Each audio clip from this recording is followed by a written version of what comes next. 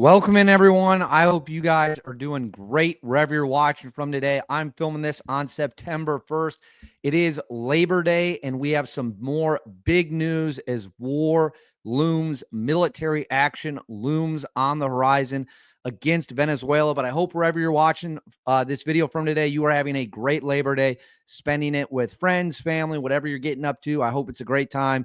That doesn't mean, though, that the news in the situation we're watching rapidly develop is just coming to an end. It most certainly is not. And we have more news out of Venezuela, what Venezuela is vowing to do if the U.S. strikes them. They are getting ready for a guerrilla warfare, a bloody fight to the brutal end. That's how they plan to stop any U.S. military action. So we're going to get into it. We're going to break it down. We're going to talk about exactly what is happening, and I'll give you my opinion on the whole situation.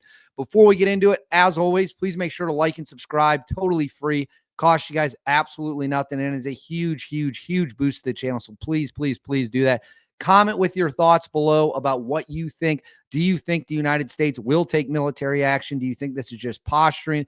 If we take military action, how will it go? Let me know in the comments below. Hit that bell, all notifications turned on. You won't miss a single thing. You'll have the most up-to-date information on YouTube.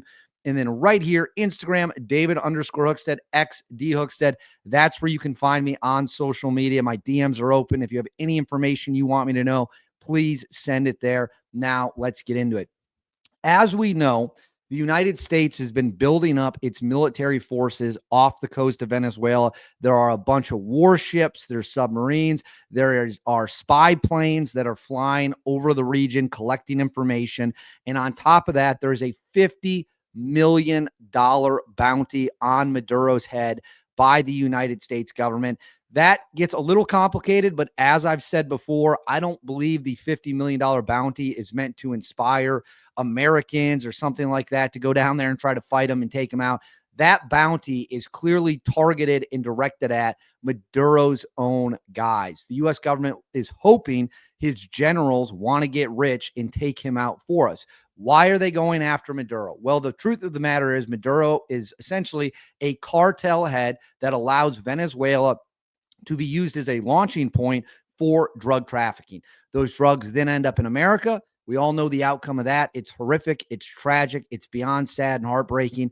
And President Trump has made the decision. He is going to do something about this. Now, should this decision have been made decades ago? Yes, it should have been, but unfortunately it wasn't. So now it's September 1st of 2025, and we are on the brink of some kind of military action against Venezuela. Again, warships are there, submarines, spy planes, 4,000 Marines from a Marine Expeditionary Unit. Some of the hardest hitting dudes out there are ready to rock and roll if it comes to it. So what is Venezuela doing? Let me throw this up on the screen for you all.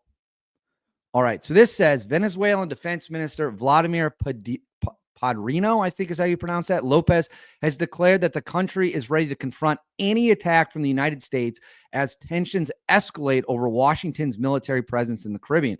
His remarks, broadcast Sunday on state-run media, came amid growing friction between Caracas and Washington following U.S. President Donald Trump's deployment of American naval forces to the region for anti-cartel operations. Newsweek has reached out to the U.S. State Department and Venezuela's foreign ministry for comment. Why it matters. The standoff reflects decades of strained relations between Venezuela and the U.S., marked by sanctions, political disputes, and accusations of interference. Washington has refused to recognize Nicolas Maduro's presidency since 2019, instead backing opposition leader Juan Guaido at the time. Venezuela, in turn, has accused the U.S. of attempting to orchestrate regime change. The military posturing now raises the risk of confrontation in a region already beset by instability. So this guy on the screen right here, that would be Vladimir Lopez. He's the one who's vowing to fight. So what did he say?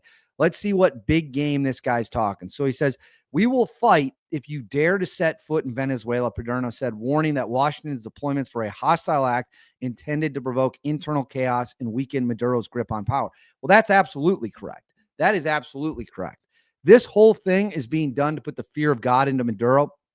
and hopefully spin up a situation where he loses his grip of power. He goes down in a coup. He gets taken out somehow. He flees the country, whatever it might be. Lopez is correct that the U.S. military buildup, which has a war footing appearance to it, is without doubt meant to sow instability in Venezuela and weaken the regime. A child could tell you that. So I don't know if we have to really give Lopez credit for that observation. Seems pretty obvious to everyone. His statement was accompanied by a show of military readiness as Venezuela has reinforced patrols along its maritime borders and airspace and deployed 15,000 troops to the western frontier with Colombia. Separately, Maduro called for strengthening the Bolivian National Militia, a civilian auxiliary force integrated into the armed forces, as part of a broader effort to rally national support against external threats. The U.S. Navy has deployed the guided missile cruiser USS Lake Erie. Well, we've been through all this. This is all the ships. This is the map you can see of all the there's more ships there now. I mean, this is crazy. They're just flooding it. Here we go. U.S. officials contend that Venezuela has become a key transport hub for drugs shipping passing through the Caribbean on their way to North America and Europe. Caracas has consistently rejected those allegations, portraying them as a pretext to justify efforts to undermine the Maduro regime. So I will stop sharing this now. So Venezuela is vowing to fight to the bloody end, fight to the last man in the event the United States strikes them. Why is this important? Well, what they're trying to do is spin up nationalist feelings within Venezuela to rally. It's a rally around the flag effect, right? They're like, look at the big, bad United States of America. They want to come here and overthrow Maduro. We're going to hold the line. We're going to stop them from doing that. We're not going to fall. We're going to rally and fight. As we've talked about before as well, Venezuela is openly bragging about how elderly men and women are going to be sent to the front lines. Having said that, there is one tactical advantage Venezuela has in its pocket, and that is the terrain. 60%, roughly, give or take a little bit, of Venezuela is jungle-ish environments. Fighting in the jungle can be very difficult. It is a very difficult terrain for the force that is playing the road game, if you will, for lack of a better term. Other than that, Venezuela's military is a complete joke. Their best troops are less than 1,000 special forces guys. They'll get taken out in the opening airstrikes before a single Marine boot touches the ground. We will make sure they don't have the ability to get a single plane in the air. Their air force will be destroyed immediately. Key government infrastructure will be lit up like a Christmas tree. And we don't even have to wonder. We've seen this playbook before. Look at Panama. Look at the opening stages, the opening couple weeks of the invasion of Iraq. Shock and awe in the first Desert Storm. When the United States military decides it's going in somewhere with the stated goal of taking out individuals, in this case, Maduro and his regime, they unleash hell on the targets. They unleash hell on anything standing in their way. Venezuela does not have the military to put up any sort of air defense. It doesn't have modern air systems. Its Air Force has antique planes, and they'd be fighting against stealth F-22s, stealth F-35s, long-range bombers. They don't have the ability to resist whatsoever. So what are they doing? They're trying to rally people up with old men and women and use them effectively as human shields. Now, do I think for sure the United States is going to bomb Venezuela?